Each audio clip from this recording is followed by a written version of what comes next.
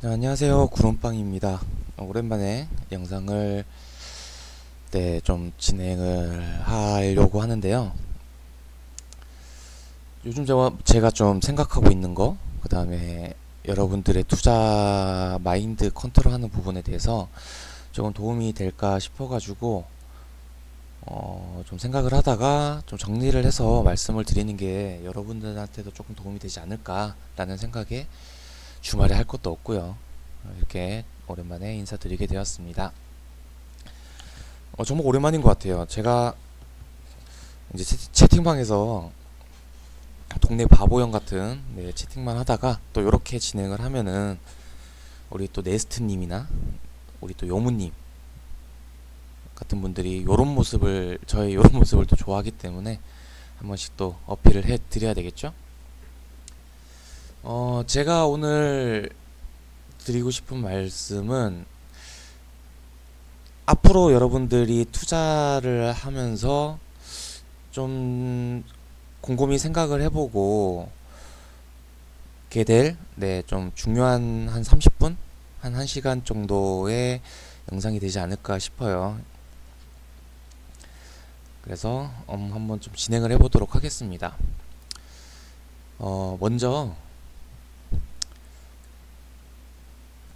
먼저 어떤 얘기를 먼저 해야 될까? 자, 우리나라가 이제 우리나라뿐만이 아니라 이제 뭐 인간의 이제 평균 수명이 100세 시대라는 얘기는 많이 하잖아요. 100세 시대면은 이제 퇴직을 60살에 하는 분들도 계시고 70살에 하시는 분들도 계신데 어찌됐든 간에 한 3, 40년 정도는 노후 생활을 이제 준비를 해야 된다라는 거죠. 제가 이제 최근에 고민이 많았던 게 바로 그런 거였잖아요. 이게 내가 살려고 일하는 건지 아니면은 일하려고 사는 건지 약간 요런 매너리즘에 빠지면서 나는 빨리 경제적으로 독립을 하고 싶다 라는 생각을 되게 많이 했어요. 요런 거를 이제 파이어족이라고 하는데 파이어족에 대한 기준이 뭐예요? 경제적 자유를 얻을 수 있을 때 파이어라고 합니다. 이게 그러니까 앞으로 이제 100세 시대까지 살게 되려면은 어 상당히 오랜 기간 동안 이제 국민연금이란 게 있지만 이걸로는 부족하잖아요. 그렇기 때문에 계속해서 이제 경제적 자유라는 부분이 필요하기 때문에 사람들은 끝까지 일을 하게 되는 거죠. 하지만 파이어가 현실이 된다라고 하면은 상당히 그 인생 자체가 즐기면서 살 수가 있거든. 자기가 하고 싶은 일을 할 수도 있고. 이렇게 하기 위한 기본 조건은 경제적 자유.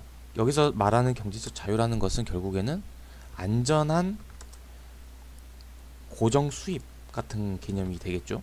내가 한 달에 얼마 정도 쓰겠다라고 했었을 때 3, 40년 정도를 쓸 만한 어느 정도 원금이 있어야 되고 꾸준한 수입을 통해 가지고 최대한 원금을 훼손하지 않아야 된다라는 전제 조건이 있거든요. 자, 요런 얘기를 일단은 먼저 말씀을 드리겠고요. 자, 그러면은 앞으로 이제 더 오래 노후 생활을 준비를 하려고 하면은 결국에는 돈이라는 것이 가장 크게 중요한 부분이라는 점인데, 그러기 위해서는 우리가 이제 정말 월급만 받아가지고는 살 수가 없는 시대가 됐어요. 은행 이자만 하더라도 연 5.5%에서 한 6% 정도 좋은 상품 같은 경우에는, 높은 상품 같은 경우는 요 정도인데, 요런 걸로는 솔직히 우리가 이제 삶을 사는데 전혀 도움이 안 되잖아요. 그러면은 이제 자산 증식을 하기 위해서는 많은 분들이 이제 부동산을 한다던가 아니면은 이제 주식 투자를 하게 됩니다. 이제 큰 게 이제 뭐 부동산으로는 이제 돈을 많이 버는 이제 한국 사회가 있죠. 근데 이제 상대적으로 주식 투자로는 많은 돈을 벌었다라기보다는 잃었다는 사람들이 주위에 상당히 많습니다. 부동산은 뭐 알아서들 하시면 되는 거고 저는 이제 주식 쪽으로 오늘 계속해서 말씀을 좀 드릴 건데 어, 예전에 제가 한참 이제 할 때는 우리나라에서 이게 주식하는 인구 자체가 한 200만 정도였어요. 그리고 이제 점점 늘어나가지고 한 400만까지 늘어났는데, 자, 이번에 코로나 사태 이후에 이게 이제 기하급수적으로 늘어났어요. 동학개미, 뭐 서학개미, 뭐 이렇게 하면서 이제 천만 시대가 나왔습니다. 자, 이 말인즉슨 뭐냐면은 우리나라가 이제 동학개미 운동으로 천만 시대가 되면서 어떤 현상이 일어났냐면은 코스피가 3천을 넘었어요. 그렇죠? 코스닥은 1000포인트가 넘었습니다. 이거는 어마어마한 거예요. 그만큼 이제 매수하려는 자금이 늘어나다 보니까 자연적으로 이제 지수 상승으로 이끌어지는 건데, 자, 우리나라 뭐 인구 자체는 이제 더 이상 늘어나진 않겠지만 요즘 세대들은 옛날과는 많이 다르게 투자에 대해서 보수적이지 않아요. 예전에 우리 엄마 아빠들만 하더라도 투자라고 하면은 에이, 보험 가입 에이, 막 이렇게 이제 생각하시는 분들이 많았는데, 요즘 같은 경우에는 이제 투자에 대한 인식이 많이 바뀌는 MZ 세대 시대가 왔다라는 거죠. 그러면은 저는 이 천만 시대가, 인구 천만의 투자 시대가 더 늘어날 거라고 생각을 해요. 얼마까지? 저는 한 2천만 시대까지 오지 않을까라고 생각을 하거든요. 자, 그렇게 되면은 우리나라 종합 주가 지수는 어떻게 될까요? 현재 3000포인트에서 앞으로는 결국에는 무슨 일이 있던 간에 언제가 될지 모르겠지만 4000포인트, 5000포인트까지도 갈 수가 있다라는 전제 조건이 생겨요. 앞으로 길게 봤었을 때 우리가 주식이라는 것은 정년퇴임이 없고 우리는 꾸준하게 오랫동안 하기 위해서 시작을 했잖아요. 그러면은 앞으로 4000, 5000 시대도 올 거라는 거에 대해서 우리가 알고 있다라고 하면은 나중에 그런 시대가 됐었을 때, 지금 우리가 코스피 3000이 되었을 때 어떤 분은 돈을 좀 벌었다, 어떤 분은 조금만 벌었다, 처음에 좀 많이 잃었는데 이걸 원금 복구하고 조금 이제 수익으로 전환을 했다, 나중에 됐었을 때 그리고 오히려 잃었다는 분들도 상당히 많을 거예요. 지수는 계속해서 오르는데 돈을 많이 벌지 못하는 분들이 많다라는 거죠. 앞으로 4000이 됐을 때, 5000이 되었을 때도 그러한 분들이 나올 거예요. 근데 우리는 조금 미리 준비를 했으면 좋겠다라는 거고, 저는 이제 두 가지 포인트로 말씀드리고 싶은 게, 첫 번째는 앞으로 이제 코스피 4000, 5000 나중에는 갈 거다. 그게 10년 뒤가 될지 20년 뒤가 될지는 모르겠지만 어찌 됐건 갈 건데 우리는 그때까지도 주식 투자를 할 거다. 그러기 위해서는 준비를 해야 된다라는 포인트. 그 다음에 두 번째는 경제적 자유라는 부분인데, 이거를 하기 위해서는 꾸준한 수익이 필수적으로 동반이 돼야 된다라는 거예요. 여러분들 워렌 버핏만 하더라도 얘가 어마어마한 수익률이 난 게 아니에요. 누적 수익률이 오랫동안 어마어마했을 뿐이에요. 연 10%, 20%를 꾸준하게 냈기 때문이거든요. 그거를 어떻게? 복리로써 꾸준하게 했기 때문에 세계적인 부자가 되었습니다. 이 두 가지 포인트에서 제가 드리고 싶은 말씀은 결국에는 잃지 않는 투자를 해야 한다라는 부분이거든요. 그래야지만 이제 복리라는 게 되는데, 복리라는 게 뭐예요? 그 과학자 아인슈타인도 세계 8대인가요? 7대인가요? 그 기적 중에 하나라고 하는 게 바로 복리의 마법이라는 건데, 잃지 않는 투자를 해야지만이 꾸준한 수익이 생기는 거고, 그래야지만이 경제적 자유를 가져갈 수가 있다라는 부분입니다. 그리고 우리는 주식을 하루 이틀 할 게 아니라 길게 할 거기 때문에 이것을 지금 만들어 가지 않는다면은 영원히 4000포인트가 되든 5000포인트가 되든 나는 계속해서 제자리 걸음, 그동안 받은 스트레스 이런 것들은 어마어마한데 인건비도 안 나오게 된다라는 거죠. 우리는 충분히 노력을 한 만큼 그만큼 수익을 가져가야 되는 시대가 올 건데, 거기에 대해서 잃지 않는 투자를 해야 된다라는 부분을 좀 강조를 좀 드리고 싶은 포인트가 있습니다.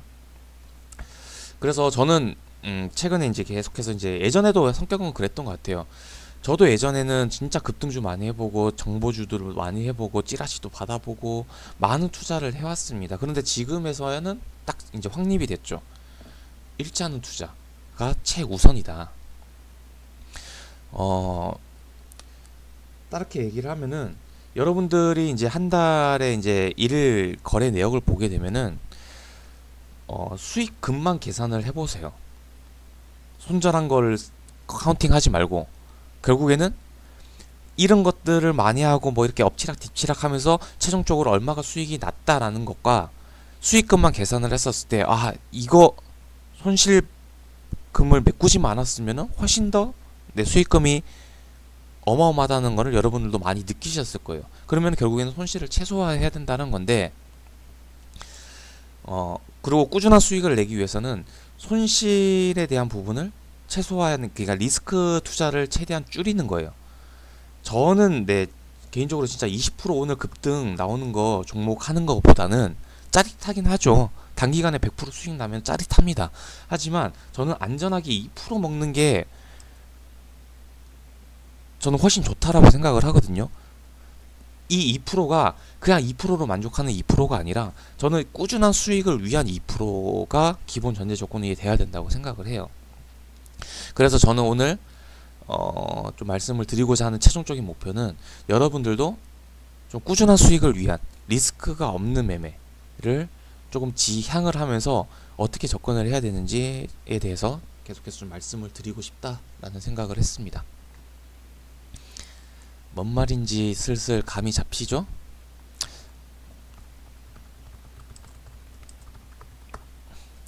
잃지 않는 투자를 하자. 그 눈높이도 상당히 계속 높아지는 것 같아요. 이제 모멘텀 테마를 볼 때도 저는 이제 단기 테마에 대한 단기 투자는 잘 안 하는 편이거든요. 어차피 내려올 모멘텀을 가졌다라고 하면은 꾸준하게 성장을 한다라는 기준에서의 모멘텀이 있고 단기적인 모멘텀이 있습니다. 이제 여러분들은 어느 정도 구별을 하실 줄 알 것 같아요. 이제는 우리도 이제 꽤 오래됐잖아요. 단기 모멘텀 같은 경우에는 차트를 보더라도 우하향하는 애들이 있어요. 예를 들어서 뭐가 있을까요? 뭐 최근에 뭐 히토리 움직였죠.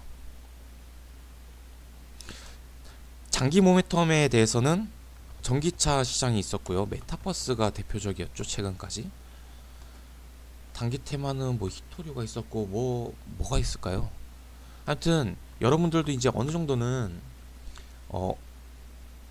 이게 이제 계속해서 가져가야 될지 말아야 될지에 대한 모멘텀의 기준에 대해서는 어느 정도 느낌적으로 알고는 계실 거예요. 아무튼 이 모멘텀 얘기를 하려는 게 아닌데, 자, 잃지 않는 투자를 하기 위해서는 어떤 투자를 해야 되는가? 일단 요런 물음표를 한번 던져볼게요. 자, 여러가지 방법이 있습니다. 여러분들의 투자 방식은 어떤가요? 여러분들의 투자 방식? 아이고. 자, 여러가지 투자 방식이 있어요. 첫 번째 가치 투자라는 게 있습니다. 이게 뭐죠? 기업의 가치 투자를 하는 대표적인 이제 워렌 버핏이 이제 했던 이제 투자 방법이었죠. 가치 투자. 상당히 오랜 기간이 걸릴 수가 있어요. 하지만 많은 분들이 이제 약간 단기적인 성향을 갖고 있기 때문에 가치 투자를 알면서도 잘 안 하는 경향이 있긴 하죠. 그 다음에 뭐가 있죠? 기술적 투자라고 있는데, 이거는 이제 여러 가지 차트 매매나 기술적인 보조 지표 같은 거를 활용해 가지고 투자를 하는 건데, 여기에서 이제 대표적으로 유명한 사람이 그 뭐죠? 눈누난나, 제시 리버모라는 분이 계시고요. 그 다음에 뭐가 있냐? 패시브 투자라는 게 있어요. 패시브 투자라는 거는 약간 ETF나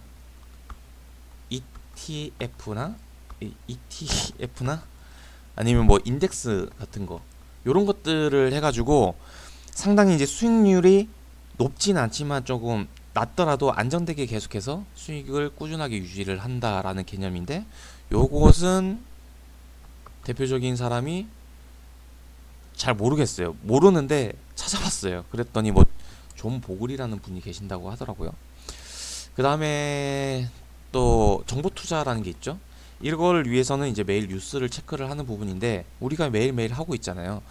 정보 투자라고는 하는데 약간 개념이 달라요. 우리가 이제 매일매일 뉴스를 보는 것은 모멘텀 파악을 앞으로 이제 하기 위한 연습을 하고 계속해서 시장의 흐름을 읽고 분위기를 읽고 앞으로 미래 주도를 하는 그러한 산업군에 대해서 미리 이제 알기 위해서 이제 뉴스를 보는 것과 정보 투자라는 것은 정보에 대해서 투자를 하기 위한 뉴스 체크예요. 요거는 약간 다른 개념이고 우리가 하고 있는 거랑 하여튼 요거는 약간 뭐 찌라시도 될 수가 있고요.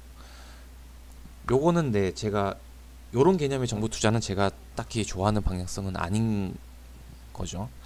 그 다음에 또 뭐가 있냐면 이제 매크로 투자라는 게 있습니다.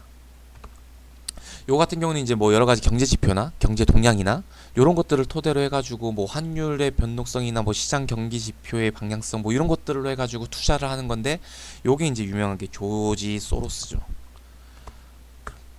조지 소로스 맨날 금에 투자했다, 은에 투자했다, 농업에 투자했다 뭐 이런 식으로 말씀을 많이 하시잖아요. 아직도 한국을 좋아하는 할아버지. 자, 이러한 투자 방법들이 있습니다. 자, 어떻게 투자를 해야지 그러면 읽지 않는 투자를 하냐라고 했었을 때 여러 가지 투자 방법들을 생각을 해본다라고 하면은 정답은 없어요. 한 가지를 어느 쪽으로 투자를 하던 간에 그 방향에 대해서 최대한 읽지 않는 리스크로 접근을 하면 된다라고 생각을 하거든요. 어떤 방법이든 읽지 않는 리스크 최소화하는 방법이면 뭐든 정답은 없다 가 맞는 것 같아요. 그래도 자기는 근데 어느 쪽으로 투자를 선택을 해야지 어떤 것들이 있고 나는 어떤 쪽으로 접근을 한다라는 것 자체에 대한 개념 자체는 알고 시작을 해야지 리스크를 최소화하는 방법이 나와요. 근데 내가 지금 무슨 투자를 하고 있는지를 모르고 있다라고 하면은 그것조차가 문제거든요. 이게 다가 아닙니다. 뭐 저 같은 경우에는 이제 약간 좀 통계적인 접근을 해가지고 약간 빅데이터인데 요거에 대한 얘기를 잠깐 하도록 하겠습니다. 저는 왜 이렇게 하고 있는지를 얘기를 하자면은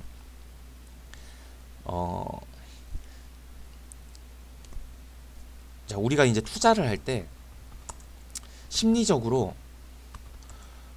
좀 피해야 하는 것들이 있어요. 예전에도 제가 말씀드렸잖아요.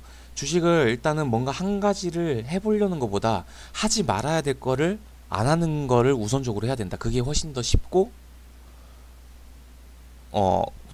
단기적으로 빠르게 이제 계좌가 수익이 효과가 있는 게 뭔가 하나를 하기보다는 하지 말아야 될 거를 먼저 하지 말자라고 말씀을 드렸어요. 일단 심리적으로 요거를 살펴봤을 때 피해야 되는 심리가 뭐냐면은 첫 번째가 이제 거래 중독, 매수병이라고 하죠. 자, 우리가 이제 지금 매매를 하는 이유가 재미를 위해서 하는 건 아니잖아요. 돈을 벌기 위해서 하는 겁니다. 근데 이거를 스릴을 느끼기 위해서 계속해서 자꾸 매수 버튼을 눌러서는 안 돼요. 정말 이제 시드가 큰 분들 같은 경우에는 1년에 한 번만 매매하시는 분들도 계세요.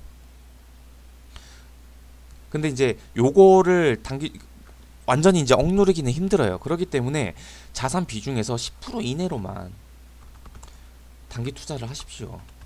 오늘 뭐 단타를 치시던지. 근데 이걸 하다 보면은 꼭 이 10% 룰을 못 지켜요. 이것만 지키면은 저는 단타를 해도 된다라고 생각을 합니다. 예전부터 강조를 했던 포인트인 것 같은데 절대 이제 거래 중독, 그러니까 우리가 돈을 벌기 위해서 투자를 하는 건데 이 재미, 거래를 하기 위해서 투자를 하는 건 아니다라는 거예요. 거래 중독, 매수병은 이제 피해야 되는 첫 번째 심리적인 부분인 것 같고요. 두 번째는 약간 상대적 박탈감? 요거에 흔들릴 필요가 없다라는 거예요. 이게 뭐냐면은 누가 어떤 종목으로 얼마 벌었대. 자, 이거예요.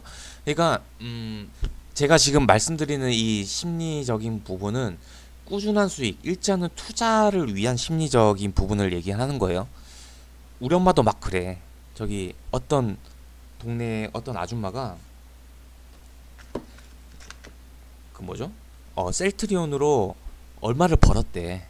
근데 저는 그걸로 우와 부럽다 나도 어떻게 그거를 이게 아니라 그래 하고 넘겨요. 왜냐면은 이 분이 지금은 뭐 시드도 기준이 사람마다 다르잖아요. 지금 이분이 1억을 벌었다고 한들 저는 앞으로 이분이 또 1억을 벌었다는 그거를 저는 모르겠어요. 저는 1억을 벌었지만 나중에 1억을 잃을 수 있다고 생각을 하거든요. 근데 제가 정말 우아하고 부러운 사람은 꾸준하게 수익을 내는 방법을 알고 그것을 계속해서 유지를 해가지고 복리로 계속해서 자산이 꾸준하게 불어나는 사람을 부러워합니다. 누가 얼마 지금 뭐 벌었다 해가지고 전혀 부러울 게 아니에요. 그냥 축하해주면 되는 거예요. 나중에 이분 잃을 수도 있다라는 거거든요. 네. 그래서 이제 이러한 상대적 발탈감에 너무 현혹될 필요가 없다라는 거예요. 내가 내 갈 길을 잘 가면 됩니다. 그 다음에 세 번째는 이제 약간 손실 회피형. 이게 뭐냐면은 물리면 존버. 손절을 못 하는 거예요. 자, 왜? 일단 내가 매도 버튼 누르면은 손실이 확정이 돼 버리잖아요. 근데 매도 버튼을 누르지 않으면은 나중에 다시 올라오면은 수익으로 나올 수 있다라는 그러한 희망이 막 계속해서 있는 거예요. 그러다가 그렇게 해서 올라와 가지고 잘 나오는 경우도 있지만 그렇지 않았을 경우에는 이게 최악의 상황에는 어떻게 되죠? 반토막, 나중에 상장 폐지까지 갈 수가 있는 거예요. 물리면 존버라는 거는 하면 안 되는 심리적인 이유 중에 하나가 바로 이제 손실 회피형입니다. 그 다음에 이제 네 번째는 처분 효과라는 건데 이게 뭐냐면은 수익이 나면은 빨리 팔아버리는 거예요.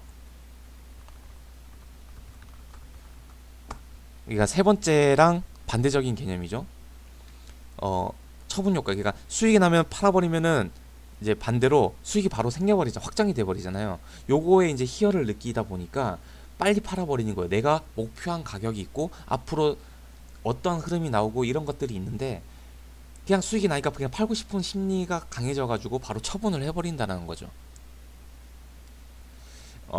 잃지 않는 투자를 하기 위한 피해야 할 심리적인 요인들을 분석하고 있습니다. 다섯 번째 뭐냐면은 과잉 확신이라고 하는데 이게 결국에는 뭐냐면 종목이랑 사랑에 빠지는 거예요.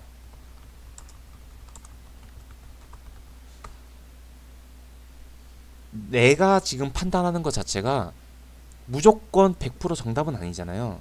근데 너무 확신을 가져버린다는 거죠. 그러니까 여기에 대해서 어떠한 케이스가 있냐면은 무조건 이제 긍정적인 것만 생각을 하는 거예요. 자기가 틀릴 수가 있는데 여러분들 전문가들도요 틀립니다. 엄청 많이 틀려요. 제가 기억하기로는 펀드는 이제 여러 전문가들이 집단적으로 투자를 하는 게 이제 펀드잖아요. 펀드가 시장 수익률을 이겨가지고 아직까지 현존해가지고 막 남아있는 것 자체가 2.8%랍니다. 100% 중에서 2.8%라는 건 어마어마하게 적은 수치잖아요. 전문가들도 틀려요. 그리고 아무튼 그 전문가들도 이제 예측을 하는 방면에서 이게 그냥 주사위를 굴린 것보다 확률적으로 더 떨어진다고 합니다. 전문가들도 틀리는 시장이에요. 근데 너무 이제 자기가 이제 분석한 거에 대해서 과잉적으로 확신할 필요는 없다. 항상 모르면은 서로 물어보고 잘못된 부분이 부정적인 측면이 있는지 없는지도 계속해서 살펴봐야 되는데 긍정적인 것만 계속해서 보고 생각을 한다는 거예요. 이거를 인정하지 않으면은 그 손실 회피형, 그러니까 손절도 못하게 되는 거예요. 그 다음 여섯 번째 확증이라는 건데 이게 뭐냐면 약간 5번이랑 비슷한데 약간 정치색 있잖아요. 시장의 분위기가 예를 들어서 윤석열인데 홍준표를 자기는 밀어버린 거예요. 물려서 아마 그런 것 같은데 예전에 제가 그랬잖아요.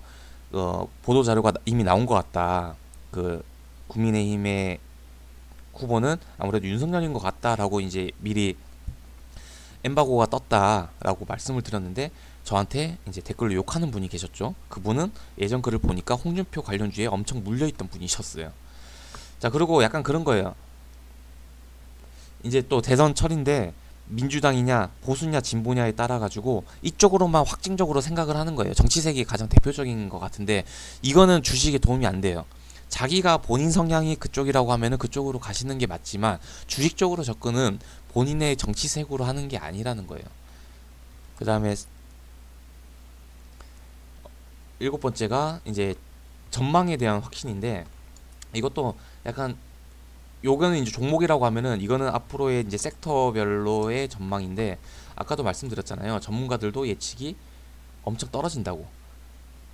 뭐든지 이제 크게 자기가 확신을 할 필요가 없다. 누구든지 틀릴 수가 있다라는 부분에 대해서 이러한 심리를 피해야 한다라고 좀 생각이 듭니다. 또 뭐가 있나? 자, 결국에는 지금 뭐 막 단기적으로 급등하는 거에 대해서 너무 현혹될 필요도 없고 저는 이러한 거 심리적인 것들에 대해서 이길 수가 있는 계속해서 잃지 않는 투자에 대해서 이러한 심리적인 영향은 좀 피해야 되지 않을까라고 좀 생각을 하고요. 지금 여러분들한테도 제가 여쭤보고 싶은 게 자, 모멘텀과 수급과 차트 이 세 가지를 만족하는 종목만 찾아서 매매를 하시는 분이 계신가요? 라고 여쭤보고 싶어요. 저는 이미 최대한 리스크를 줄여가지고 안전되게 투자 수익을 올릴 수 있는 방법을 알려드렸습니다. 이렇게 강조를 드리면서 세부적으로도 많이 알려드렸어요. 그동안 영상을 통해 가지고. 자, 모멘텀이 이제 가장 높다라고 했는데 여기에 대해서는 매일매일 아직도 연습을 하고 계시고 우리가 연습을 하고 있고요. 근데 여기에 대해서 확신을 가지지 말자고 했잖아요. 그러니까 거기에 대해서 수급을 확인을 하면서 좀 더 이제 확률을 높여가는 거예요. 그래서 여기에서 한 가지만으로 가기에는 불안전한 투자가 된다라는 거예요. 그리고 차트는 마지막으로 이제 비중이 가장 적은 이유는 결국에는 이제 매매 타이밍을 잡기 위한 거. 그 다음에 현재 내가 생각하는 모멘텀이 이미 반영이 되었는지 안 되었는지를 확인하는 마지막에 위치를 확인하는 자료로만 쓰는 거고 모멘텀이랑 수급만 제대로 보더라도 차트는 어차피 한번 볼 거 아니에요. 그래서 충분히 이제 반영된 가격인지 아닌지만 체크를 하면 되는 거거든요. 그러면 결국에는 모멘텀이랑 수급 두 가지만 확실하게 분석을 하면 되는데 자, 모멘텀 같은 경우에는 일단 뭐 간략하게 말씀드리면은 그동안 뭐였어요? 말씀드렸던 거를 조금 정리를 해보자면은 자, 물려도 되는 거라고 말씀을 드렸잖아요. 이게 단기적인 성향이 아니라 앞으로 계속해서 해 나갈 수밖에 없는 거. 그게 근데 너무 또 장기적이지 않아야 돼요. 이렇게 했었을 때 지금은 이제 전기차 2차 전지 시대고요. 최근에는 이제 뭐 메타버스였고 이게 이제 NFT까지도 이제 파생이 되었었고요. 되게 강한 테마들 있잖아요. 정말 조그마한 테마로 이게 어마어마하게 갈 거야 뭐 이런 거를 많이 좀 배제를 하셨으면 좋겠어요. 이제는 정말 이제 강한 키워드를 찾아가지고 이번에도 계속해서 이제 그때 우리가 모임에서 제가 말씀을 드렸나요? 암만 생각해봐도 지금 이제 투자를 한다라고 했었을 때 키워드로 봤었을 때 암만 생각해봐도 진짜 싸이월드라는 키워드 말고는 없는 것 같아요 라고 말씀을 드렸던 적이 있었어요. 결국에는 네, 갈 게 없다 보니까 이제 싸이월드 관련해 가지고 아직까지 움직이고 있잖아요. 그러다가 저는 이제 생각보다 이게 기대감이 너무 제가 생각한 것보다 너무 많아진 거예요. 어느 시점에서. 그리고 수급이 꼬이기 시작을 했어요. 그리고 나서 더 갔어요. 실제적으로 더 갔습니다. 거기에 대해서는 아마 이제 요무님도 저한테 제 포스팅 글을 보고 이제 말씀을 주셨는데 더 간 거는 축하드리는 부분이죠. 근데 제 원칙에서는 이미 제가 생각한 기대감보다 너무 많아졌고 기대감이 많아지면은 실망이라는 것도 생길 수가 있고 8일날 앱 신청을 한다라고 했는데 그 결과가 어떻게 나올지도 모르는 거고 이전까지 나는 충분히 먹을 기회는 있었고 지금부터 다시 100% 먹는 거는 약간 바둥바둥 매매라고 저는 생각을 하고 이전에도 이미 100% 먹을 단계가 충분히 있었기 때문에 우리가 싸이월드 얘기한 지가 언제예요. 그쵸? 그렇기 때문에 저는 수급도 꼬였고 그렇기 때문에 저는 이제 리스크가 생겼다라고 생각을 하는 거예요. 그 전까지는 리스크 대비해가지고 모멘텀의 그 등기호가 훨씬 더 컸었죠. 근데 지금 기준에서는 모멘텀이랑 등기호가 이제 바뀐다는 부분이에요. 자, 이렇게 되면은 저는 굳이 투자에 목숨을 걸지 않습니다. 지금은 이제 요게 맞다 틀리냐를 떠나가지고 저는 이제 안전하게 꾸준한 수익을 내기 위한 오늘 영상 주제를 잡고 있기 때문에 이렇게 해서 참고적으로 봐주시면 좋을 것 같고요. 그 다음에 이제 수급 같은 경우에는 제가 이제 말씀드렸던 게 사모펀드나 이제 기타 법인이 이제 꾸준하게 매수를 하는 거 좋다. 자, 그 다음으로 넘어간다라고 하면은 굳이 따지면은 그나마 이제 외인인데, 외인도 갑자기 팍 들어온 케이스는 안 좋아요. 왜냐면 그거는 이제 단기적으로 들어온 거일 가능성이 있기 때문에 꾸준하게 이제 들어오는 외국인은 괜찮다, 이렇게 좀 보시면 될 것 같고, 좀 피해야 하는 쪽이 뭐냐면은 고점에서 잡는 투신 물량 조심해야 된다라고 했었고, 연기금이 이제 들어오는 거는 주가 상승에는 크게 영향을 주진 않습니다. 얘네는 어차피 장투로 자점에서 계속 모아가는 케이스이기 때문에 크게 영향을 주지 않고, 그 다음에 이제 사람들이 많은 말을 하죠. 금투는 단기다, 뭐 이렇게 하는데, 금투가 갑자기 많이 들어왔을 때 얘기고요. 조금씩 들어오는 거는 그나마 좀 괜찮아요. 그 다음에는 딱히 볼 건 없을 것 같아요. 중요하게 뭐 기타 금융이나 내 외국인이라든지, 그 다음에 뭐 보험이라든지 은행, 자, 이쪽은 딱히 크게 중요하게 볼 포인트는 없어요. 얘네들이 뭐 산다 해가지고 좋은 것도 아니고 얘네들이 판다 해가지고 딱히 영향을 주지는 않습니다. 자, 그렇기 때문에 자, 요렇게 했었을 때 여러분들이 요것만 지키는 매매를 하신 분들은 있다라고 하면은 자랑스럽게 손을 들어 보십시오. 이분은 절대적으로 있는 투자는 하지 않았을 겁니다. 근데 여기서 말씀드리면, 일단 모멘텀을 이제 키워드로 생각을 하는 게 좀 더 쉽고요. 그 키워드로 해가지고 이제 스토리를 엮어야 되겠죠.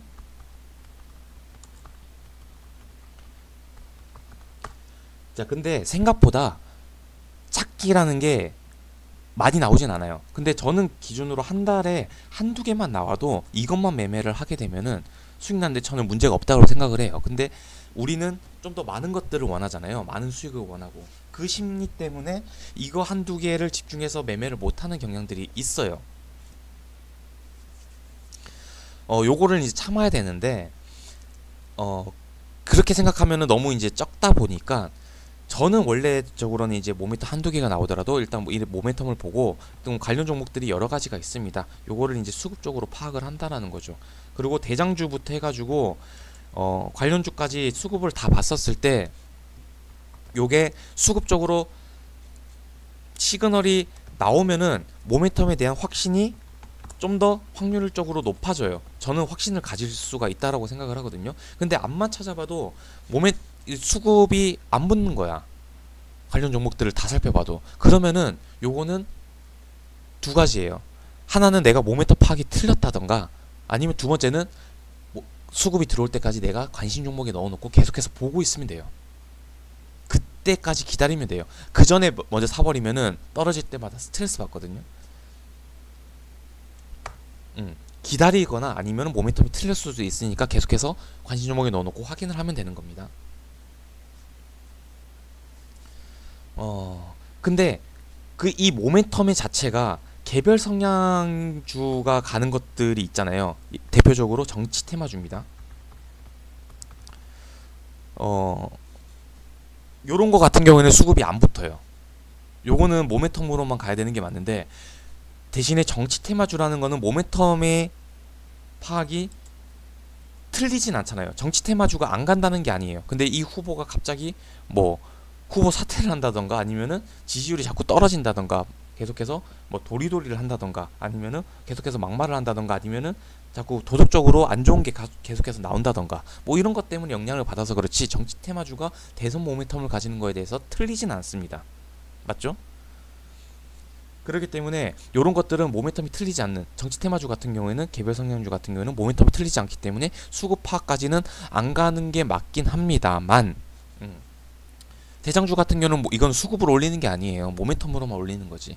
이런 것들의 이제 세부적인 사항들은 있기 때문에 이런 것들은 좀 구분해 가지고 파악할 필요가 있겠다라고 좀 말씀을 드리도록 하겠습니다. 예를 들어 최근에 이제 누리님께서 또 제약 바이오 저점에서 잘 잡으셨잖아요.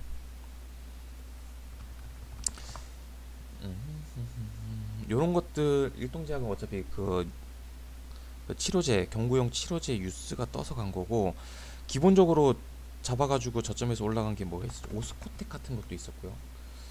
요렇게 이제 저점에서 요렇게 올라오는 형태가 최근에 이제 나왔던 부분인데 오스코텍 같은 게 있었고 얘 같은 경우는 이제 수급을 같이 한번 보세요. 그게 크게 티는 안 나는데 얘 같은 경우에는 또 딴 게 뭐가 있었죠? 오스코텍 말고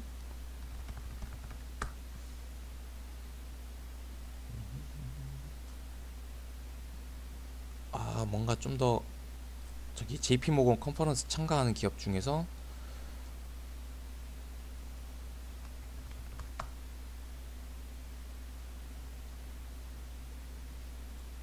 올릭스도 있었고 주말에 너무 놀았더니 이런 거는 뭐 확인해 보면 되죠.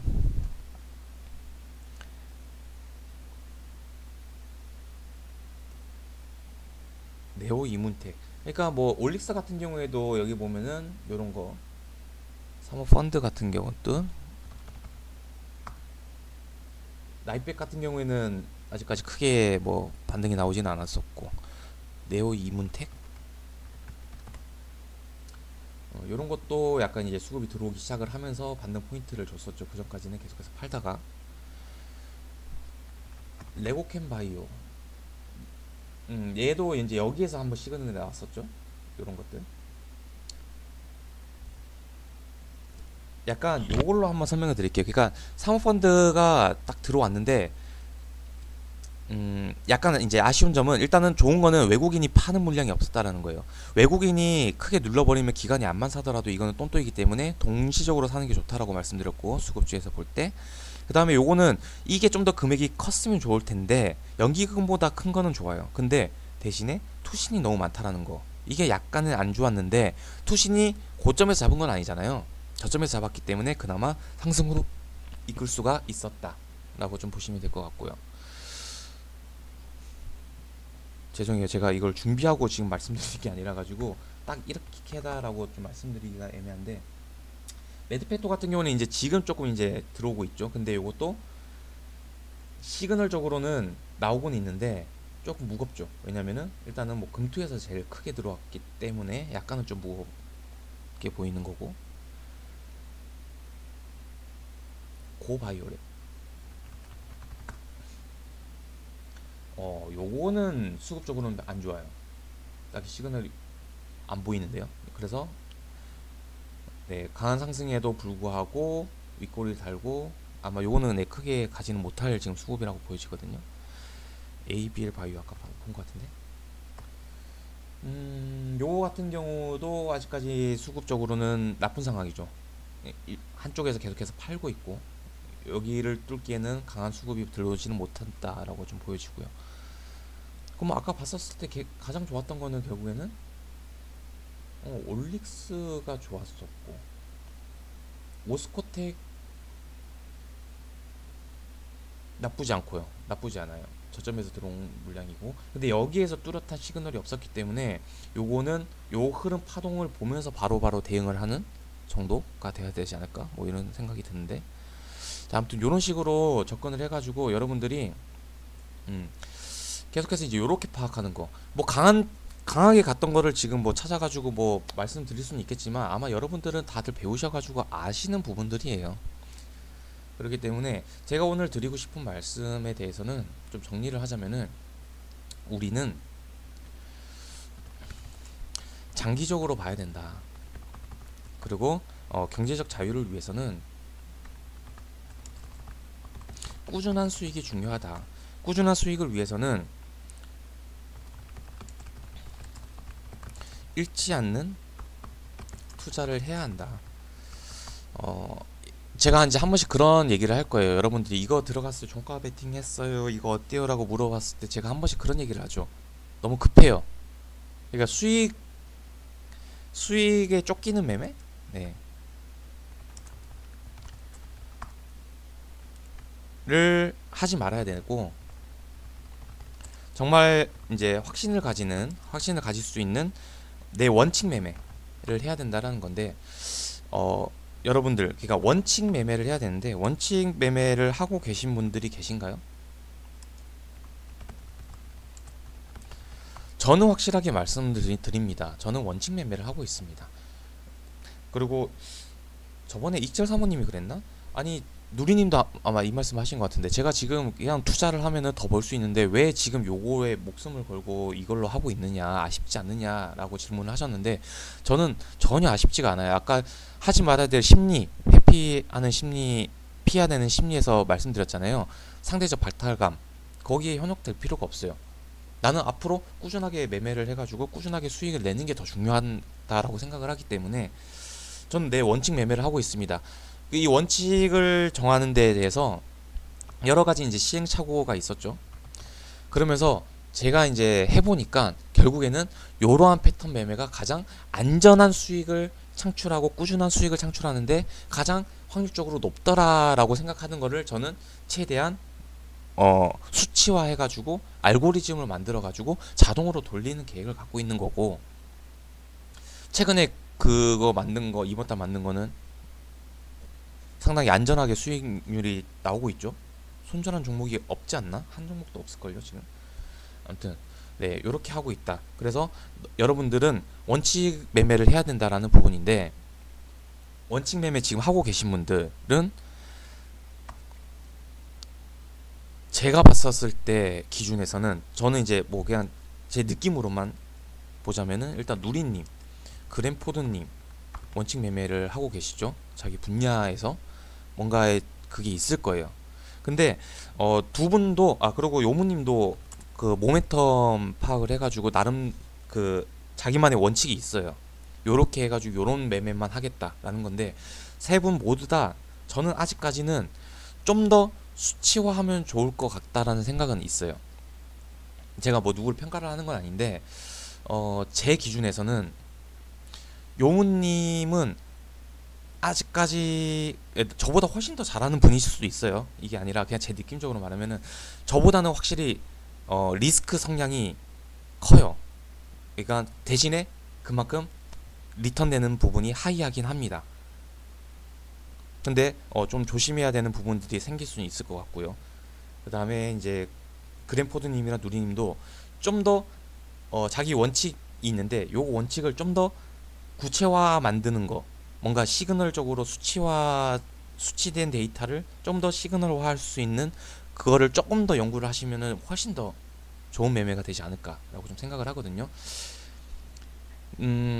그 밖에 자기 분야에 대한 원칙 매매가 약간 특별한 케이스, 장민님이신 것 같은데, 장민님은 제가 어떻게 뭔가를 할 수가 없어요. 왜냐면 제가 가장 못하는 이 매매 스킬에 대해서 가지고 계시기 때문에, 아까도 말씀드렸지만 저는 이제 기술적인 투자를 하지 않습니다. 차트 매매, 패턴 매매를 정말 싫어하는데, 이쪽으로도 저기 제시 리버모어는 성공을 했잖아요.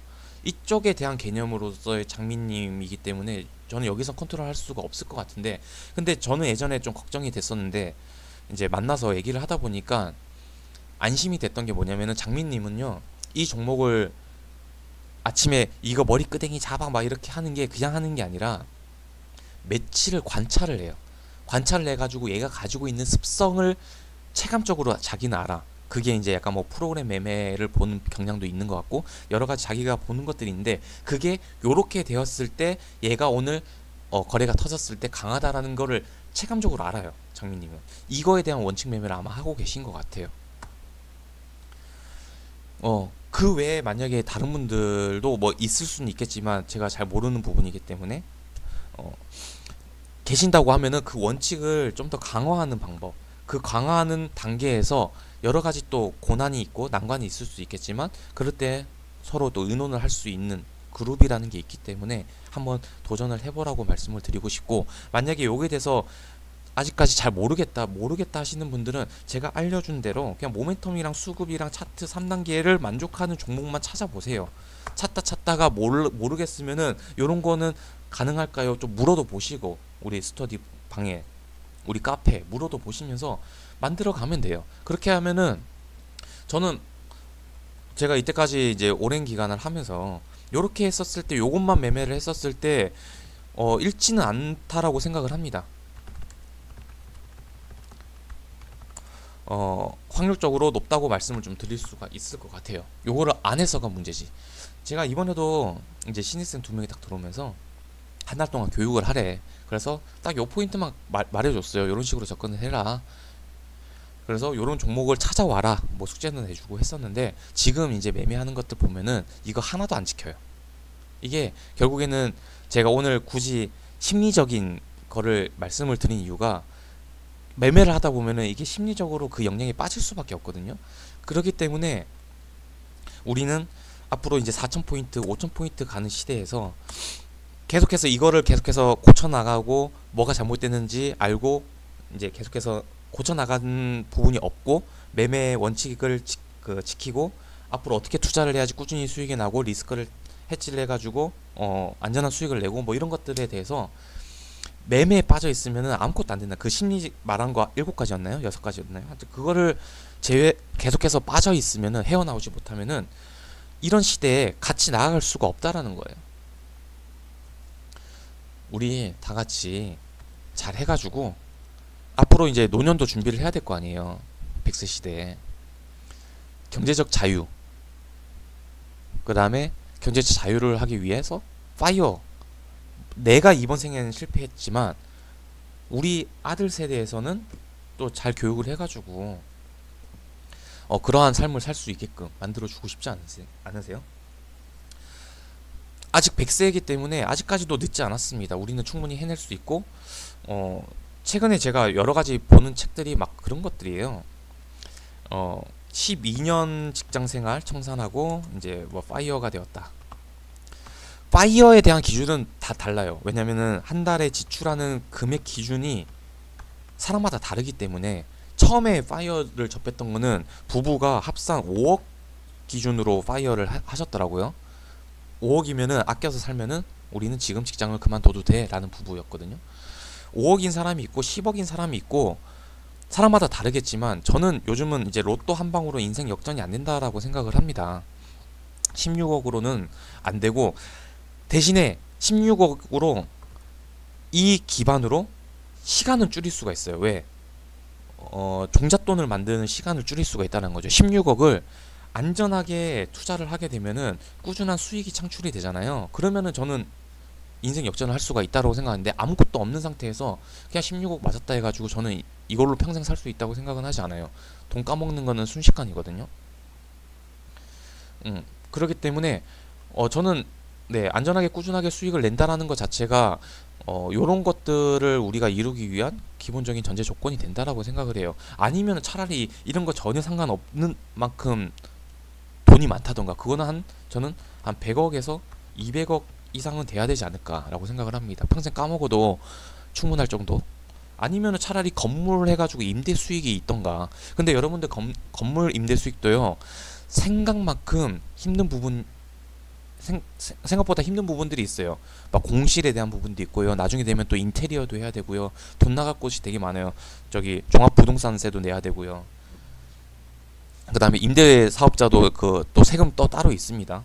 그렇기 때문에 그래도 좋긴 한데, 일단 뭐 건물주가 되던가, 그 공실 위험이 없는 목 좋은 곳에 하던가, 아니면은 하여튼 자기만의 무언가를 만들 수가 있는데, 우리는 일단은 주식하는 그룹으로 만났고 주식에 대한 얘기를 하면서, 저는 이것을 위해서는 결국에는 여러 가지 심리적인 것을 배제를 한 상태에서 욕심 같은 거 배제하고 안전하게 꾸준한 수익을 낼 수 있는 원칙 매매로 방향성을 가져가면은 앞으로 올 4,000포인트, 5,000포인트 시대에 우리는 충분히 많이 웃을 수 있지 않을까라고 생각을 합니다. 단기적으로 큰 돈 벌 생각 하지 마세요. 꾸준하게 벌면요, 요즘도 뭐 연말 되니까 이제 기부에 대한 얘기가 많이 나오잖아요. 한탕을 노리면요, 한탕에 망할 수도 있고요, 한탕을 노리면서 한탕을 못 해보고 바로 망할 케이스가 되게 많습니다. 하지만 정말 꾸준하게 김밥을 판다던가 꾸준하게 구두를 닦으면은 오히려 큰 부를 축적할 수가 있어요, 장기적으로. 여러분들도 충분히 아시는 내용이기 때문에 우리는 당장 단기간에 얼마를 벌려고 하지 말고 꾸준하게, 그렇기 때문에 제가 이제 전업 투자는 좀 반대를 한다고 말씀을 드렸잖아요. 전업 투자는 매달 지출할 금액을 한 달 안에 꼭 벌어야 된다라는 게 있기 때문에 심리적으로 일단 지고 들어가기 때문에 그게 완벽하게 만들어진 다음에 꾸준한 수익에 대한 모델을 만들어 놓은 다음에 전업을 하시면 돼요. 저는 최대한 빨리 이거 진짜 제가 계속해서 주식 졸업이라고 표현을 하고 있는데, 저도 여러분들이 해봤던 투자들은 거의 다 해봤어요. 그리고 또 중요한 말씀은 나중에 마지막에 좀 드리도록 하겠고, 다 해봤어요. 다 해보면서 결국에는 이렇게 왔다라는 거를 알려드리고 싶은 게, 여러분들의 시간을 많이 줄여드릴 수가 있거든요. 저는 제가 누구한테 배운 적도 없고 제가 생각하는 롤 모델도 없었어요. 저는 혼자서 공부를 했고 독서실 갔어요. 매매도 안 하고 초반에는 진짜 독서실 가가지고 책이란 책은 다 읽었습니다. 성공한 사람들 책을 보면요, 그 사람들도 전부 다 책으로 엄청 공부를 많이 했었어요. 예전에 제가 말씀드렸죠, 시드를 늘릴 수가 있는 기준, 한 달에 더블 수익을 연속 2달 내라, 그리고 책을 100권 이상 읽어라. 이거 힘들다 해가지고 50권으로 제가 낮춰뒀던 기억이 있는데, 책 100권 이상 읽어보신 분 이라고 했었을 때 딱 떠오르는 분은 요무님 말고는 없는 것 같거든요. 책 100권 이상 읽으세요. 앞으로 투자 100세까지 할 거면은 지금도 늦지 않았습니다. 책이란 책은 다 사서 읽으세요. 그리고 공부하셔야 됩니다. 책이 왜 보냐면은, 그러니까 책이 얘가 쓴 글이 정답은 아니에요. 절대 아니에요. 저는 다 해봤어요. 얘가 제시하는 뭐 기법도 해보고 다 해봤는데 확률적으로 그게 안 맞아요. 기술적인 거 소개하는 책도 많은데 다 해봤습니다, 예전에. 지금은요, 어지간하면 책이 눈에 안 들어와요. 다 이미 보고 테스트를 해봤던 것들에 대한 거기 때문에 지금은 약간 마인드 컨트롤 할 수 있는 책만 많이 읽어요. 약간 동기부여 해줄 수 있고, 좀 더 심리적으로 내가 당하지 않아야 될 심리에 대해서 나를 좀 다독여 줄 수 있는 책, 차라리 이런 것들을 보지. 이 단계가 있긴 있어야 되거든요. 그렇기 때문에 여러분들은 꼭 앞으로를 위해서 열심히 매일매일 뉴스는 보셔야 되겠고요. 그 다음에 이제 투자 관련돼서, 매매 관련돼서 자기가 관심 있게 보고 있는, 생각하고 있는 분야에 대해서는 꼭 책 100권 정도는 충분히 읽어야 되지 않을까. 되게 힘들어 보이죠? 막상 해보면 쉬워요. 하루에 2권씩도 읽을 수가 있어요. 하루는 길거든요. 근데 이제 여러분들은 지금은 자기한테 모든 걸 투자할 시간이 없기 때문에 조금 늦더라도 뭐 일주일에 한 권이라도 시작을 했었으면 벌써 우리가 2년이라는 시간이 지났잖아요. 그러면 벌써 달성을 하신 분들도 계셨을 거예요. 아무튼 그래요. 그래가지고 제가 오늘 주말에 영상을 통해 가지고 약간 좀 리스크를 최소화해 가지고 내일 당장의 큰 수익이 아니라 우리는 꾸준한 수익을 계속해서 만들어 나가지고 앞으로 노후를 대비를 하는, 더 나아가서는 경제적 자유를 위해서 좀 할 수 있는 것들을 지금 좀 했으면 좋겠고, 어차피 코스피 4천 5천 시대는 올 거니까 그때 같이 웃으면서 또 소 한 마리 잡았으면 좋겠네요. 여기까지 하고 마무리하도록 하겠습니다.